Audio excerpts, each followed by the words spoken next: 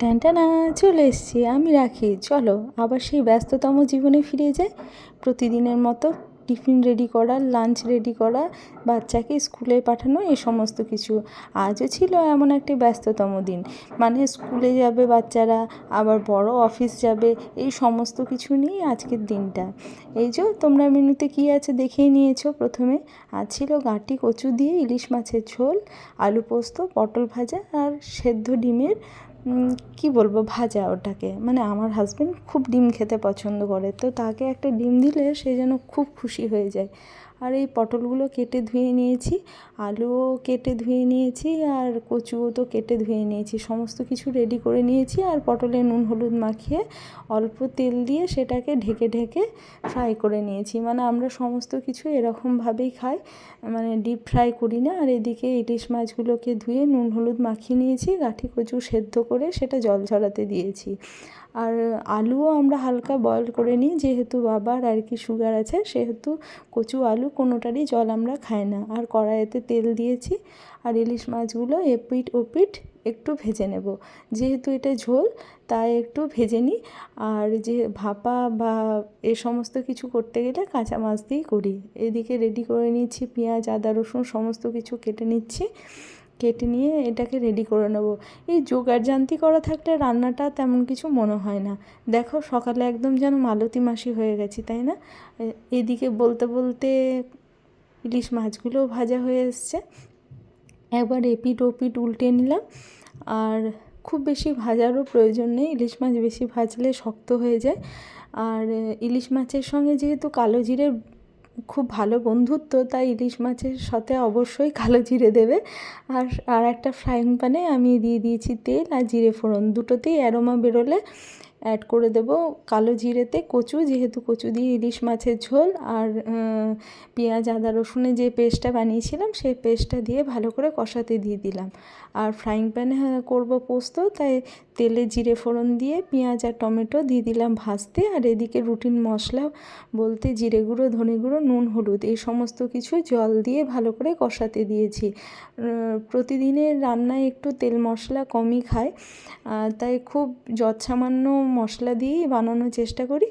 আর কোনো একদিন আর কি কোনো দিন আর কি একটু হেভি বানানোরও চেষ্টা করি। মানে রান্নাটা আমার কাছে এটা স্পেশাল মনে হয়, মানে স্পেশাল কিছু বানালাম, তা বলে হেলথের কথা চিন্তা করে অবশ্যই বানাই। আর সাথে এই আলুগুলোকে দিয়ে দিলাম ভালো করে ভাজতে। আর এইদিকে পোস্তটাও বেটে নেব। আলুগুলো ভাজা হতে থাক আর ওইদিকে মশলাটাও কষানো হতে থাক। বলতে বলতে দেখো মশলাটাও রেডি হয়ে এসছে। আর অ্যাড করে দিলাম সেদ্ধ করা কচু। সেই কচুগুলোকে দিয়ে ভালো করে কিছুক্ষণ কষিয়ে নেব।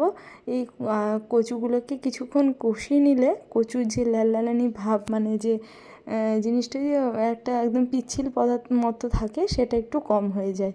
আর এটা কাঁচা অবস্থায় তেলে নাড়লে তো আরও কমে যায়, কিন্তু তেলে বেশি ভাজলে আর কি তেলটা বেশি খাবে, তাই একটু কম তেলেই বানাই, সেদ্ধ করেই বানাই। আর জল দিয়ে দিলাম জল। এবার এই ঝোলটা ফুটতে থাকুক, মানে বলক আসুক, তারপর এর মধ্যে অ্যাড করে দেবো ইলিশ মাছগুলো। আর এদিকে বলতে বলতে আলুগুলো ভালো করে কষানো হয়ে গিয়েছে, তাতেও দিয়ে দিয়েছি অল্প একটু জল, যেহেতু পোস্ত বানাবো তাই। আর এদিকে ঝোলেরও বলক চলে এসছে, তাতে যোগ করে দিলাম ইলিশ মাছগুলো। এবার দুই 5 মিনিট এটা একটু ফুটে যাক, তারপরে এর সাথে কাঁচা লঙ্কা অ্যাড করে দেবো। যেহেতু আমার বাচ্চা আছে তাই আমি সচরাচর আর কি লঙ্কাটা খুব কম পিষেই দিই, মানে ওরা তো খেতে পারবে না তাই। আর লাস্টে লঙ্কাটা অ্যাড করে দেবো। এদিকে পোস্তটাও আমি বেটে নিচ্ছি। আর ওইদিকে বলতে বলতে ইলিশ মাছটাও রেডি হয়ে এসছে। দুটো কাঁচা লঙ্কা চিড়ে দিয়ে দিলাম, আর সাথে দিয়ে দিলাম ধনেপাতা। ইলিশ মাছের যা সেন্ট, তাতে আর কোনো কিছুই লাগে না মনে হয়।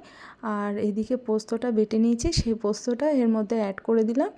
আর ভালো করে নাড়িয়ে চাড়িয়ে লবণ হলুদ সমস্ত কিছুই দিয়েছি, সরি হলুদ দিইনি, পোস্ততে আমি হলুদ দিই না। আর এর মধ্যে দিয়েছিলাম একটু নুন, সমস্ত কিছু দিয়ে ভালো করে এটাকে কষিয়ে নেব।